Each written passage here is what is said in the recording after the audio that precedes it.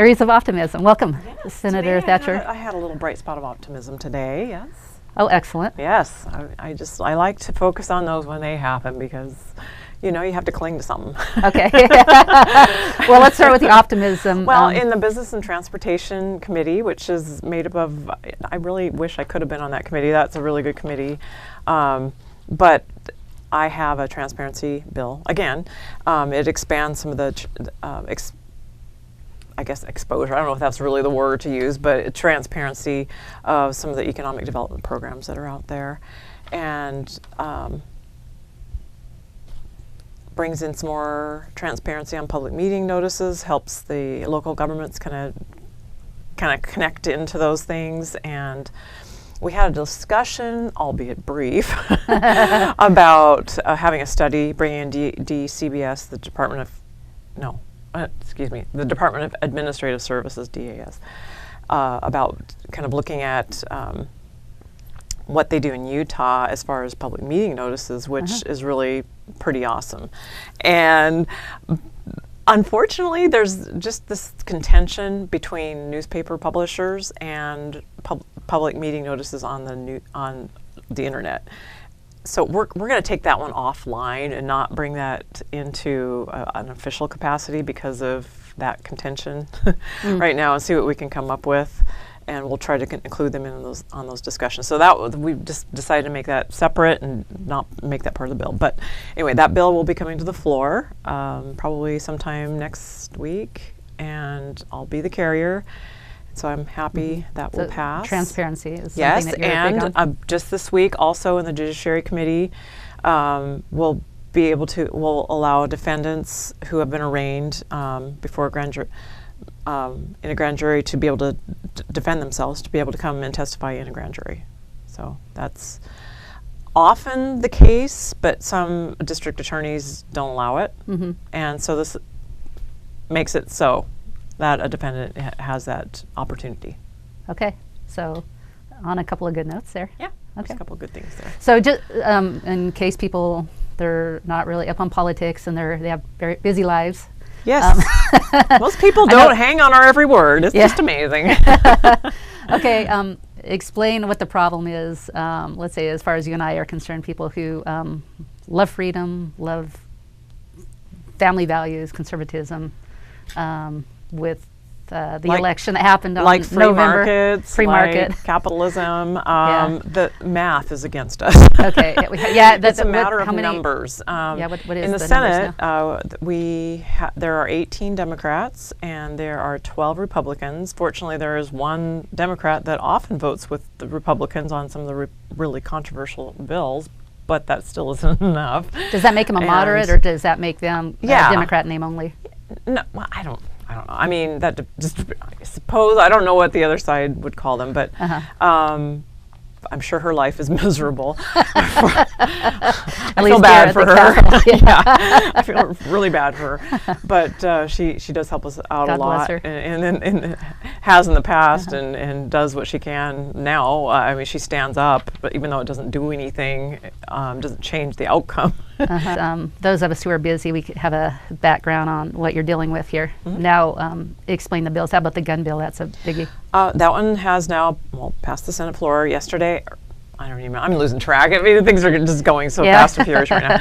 Anyway, it's over on the House side, and I don't know yet, but I am hearing that it'll go not through the Judiciary Committee, and that it might go through the Rules Committee, and that's. So what is the gun bill if it passes? That particular one would be an extension of the gun background checks and require private individuals for any gun transfers other than close family members, and that's defined in the bill without going on into all the particular details on that, to appear at a federally licensed firearm dealer with the guns.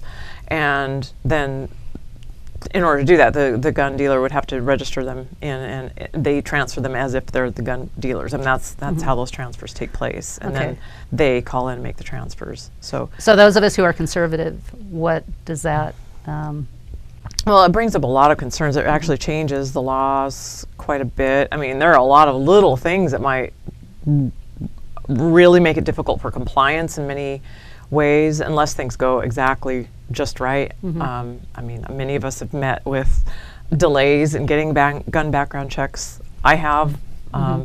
They don't necessarily amount to a big deal all the time, but sometimes Mm-hmm. they can stretch into days, weeks, months, years on occasion. Well, and it allows, let's say Obama now, or anybody who doesn't really like the Second Amendment, to decide on if that person's acceptable or not, as far as it's a background check, but do they want to approve you? Isn't that a problem? Well, right now it kind of amounts to a sort of de facto registration, because there is 20-year record retention for not the state police have a 5-year record retention, and supposedly they're getting rid of them up to after 10 days. That's what their stated goal is, to get rid of those records after 10 days.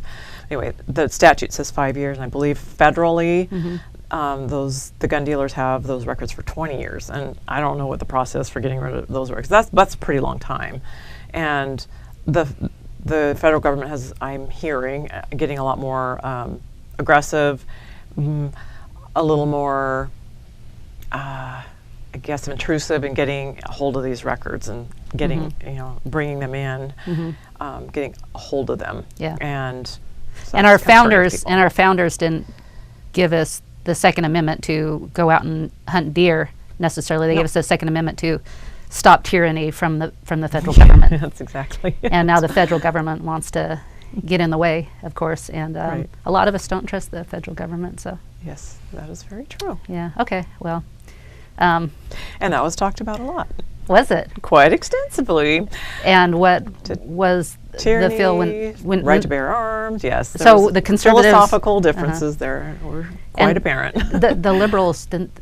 Some of the liberals, I'm sure some of them got it, maybe, but They might get it, but they looked at thinking this was a reasonable thing to do. They thought it was a reasonable thing to do, but the fact is, it does go beyond federal statute and the federal Constitution. This could sound like a conspiracy theory, but it's not a theory, and we're talking the United Nations. Is Obama is more than happy to work with the United Nations on gun control.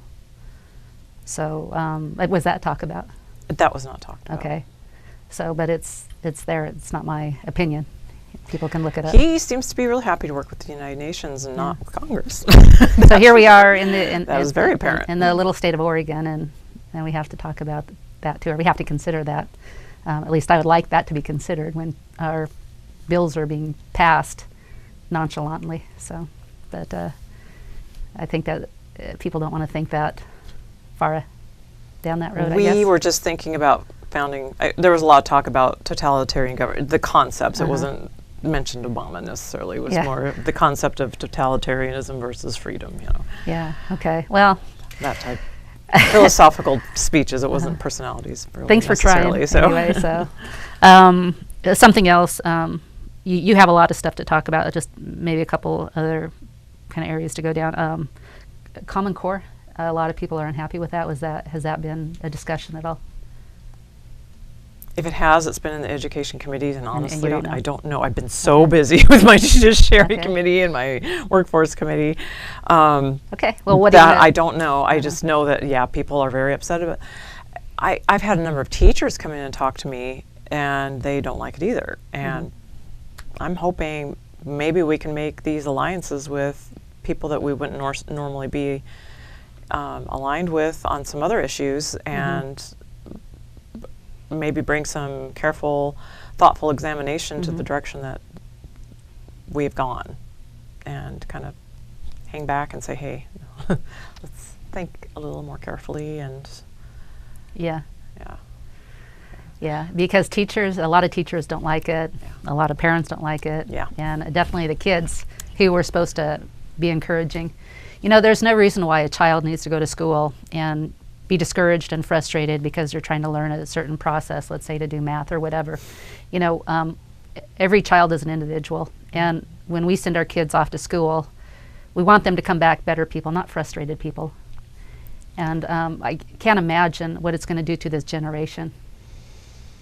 It just seems like an experiment that Yeah. it's tough. And I remember when Sim and Cam came in. Oh, I just remember how people were just so sick of it and so tired of it, and it took so long to get rid of it.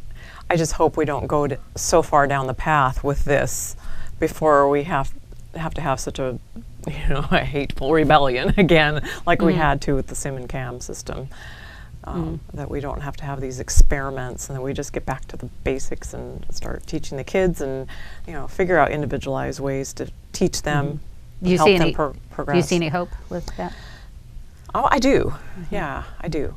Like I said, there more and more I'm hearing from people that I wouldn't necessarily hear from that are becoming more aware of the situation and waking up to it. So I'm.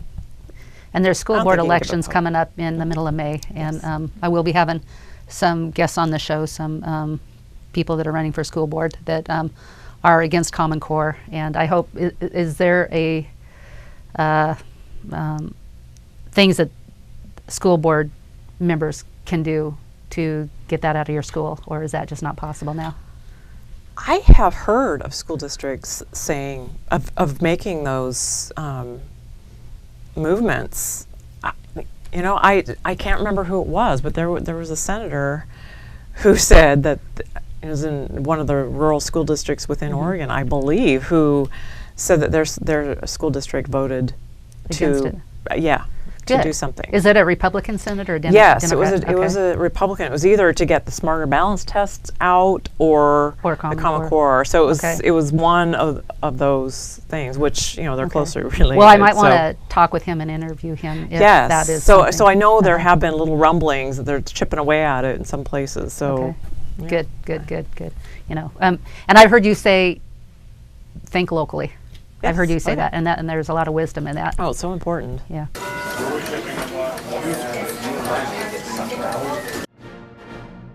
There aren't too many outlets where you can hear in-depth spiritual issues alongside conservative politics, where we can make a difference to those around us and our country. It's brought to you at a cost that's worthwhile, yet I'd like to do more. On 11thhourpolitics.com, you can buy books and videos that will advance this cause. There's delicious chanterelle tea containing vitamin D, proven to dispel depression. We have an art gallery and options to produce your own commercial or have us do it for you, along with other projects. It's only through a co-op that things get accomplished. I hope you will join me in this mission.